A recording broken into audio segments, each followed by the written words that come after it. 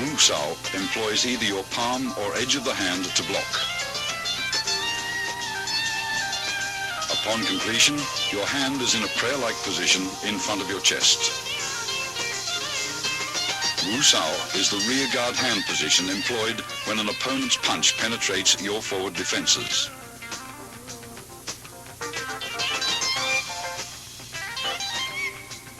It is employed either to block outward with the hand's edge or inward with the palm.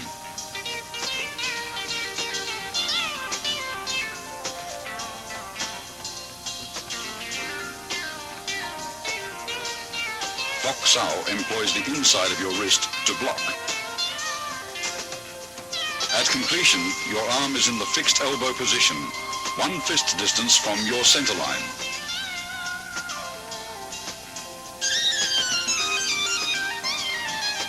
Fox Sao is important in sticking hands practice.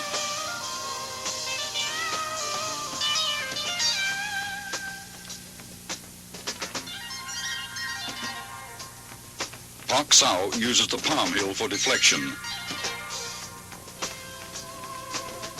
By utilizing the wrist's snapping action. It is often combined with a punch.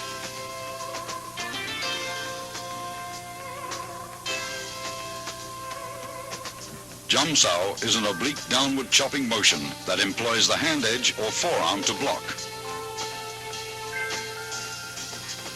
Upon completion, the arm is in the fixed elbow position. The arm motion is slight, since the elbows stay close to the center line. Its effectiveness lies in body shifting.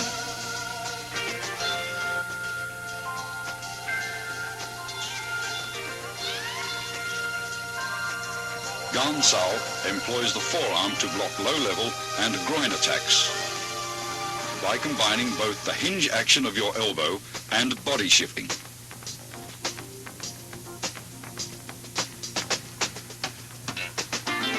It is usually used to block kicks.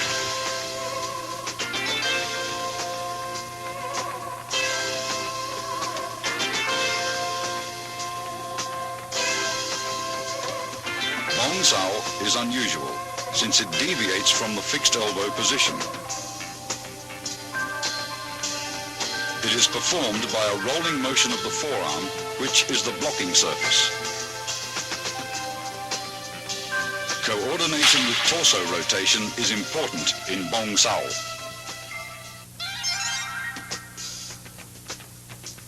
Wing Chun kicks, used for either harassment or closing the fighting gap, always supplement the hands with fast and low direct strikes to the groin, knees or shins. The front heel kick is delivered straight from the ground with a slight snapping action in the knee. Kick direct, but never higher than the midsection. The cross stomp kick uses the sole of the foot to break the opponent's balance, allowing for follow-up hand strikes.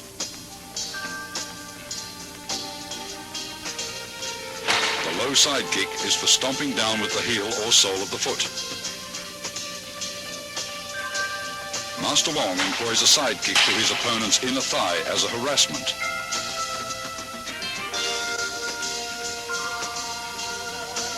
This is a cross stomp kick to side kick combination.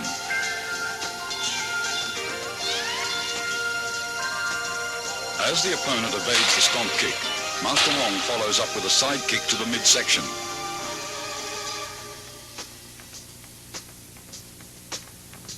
This is a front kick and leg trip combination.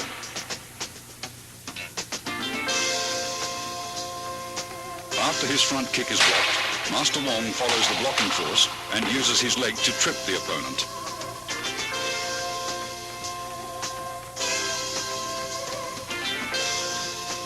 Wing Chun's basic stance is shoulder width or a bit wider. Knees are slightly bent. This natural fighting stance affords both stability and mobility. You should be coiled, ready to burst into an attacking or retreating opponent. Advances and withdrawals are performed by a short shuffling motion of the feet. somewhat like the Western fencing shuffle, where you remain in the same stance throughout.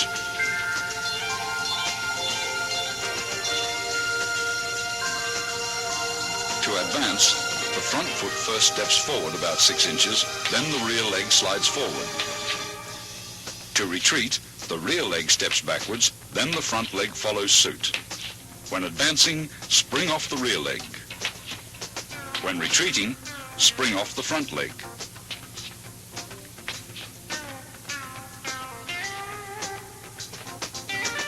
Circle stepping differs from the shuffle in that you actually alternate between left and right stances.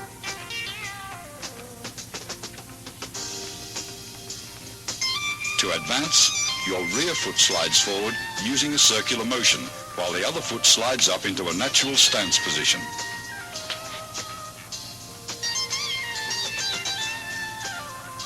Circle stepping is used for cutting off or pressing an opponent who has great mobility.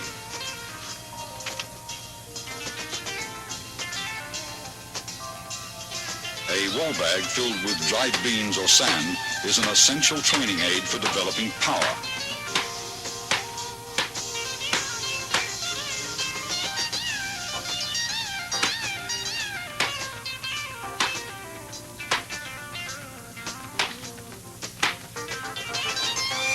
Striking with the fist or palms gives one a feeling of penetration and toughens the skin and bones.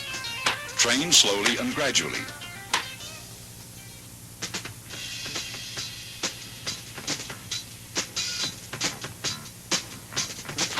Although most Kung Fu styles retain a considerable number of instructional forms, Wing Chun has only 3. Contained within these 3 forms, however, is the entire scope of the style's theoretical and technical knowledge. The first form, which is being demonstrated here by Master Wong, is called Siu Nim Tao, or the Little Idea form. Most of these movements would seem so simple and lacking in either speed or power that a novice might well wonder what relationship, if at all, they bear to actual combat. Regardless of appearances, Siu Nim Tao is the foundation upon which the entire Wing Chun system was built.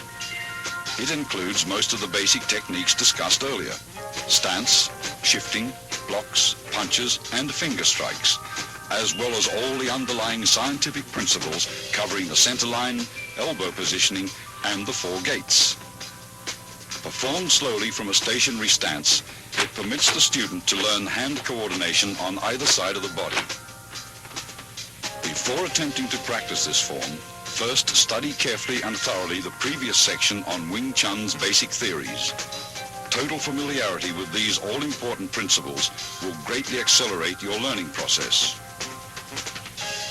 Once you feel you understand all the basic concepts, begin practicing the footwork patterns, blocks, kicks, and strikes, first separately, then in combinations until you can execute them naturally and without any conscious effort.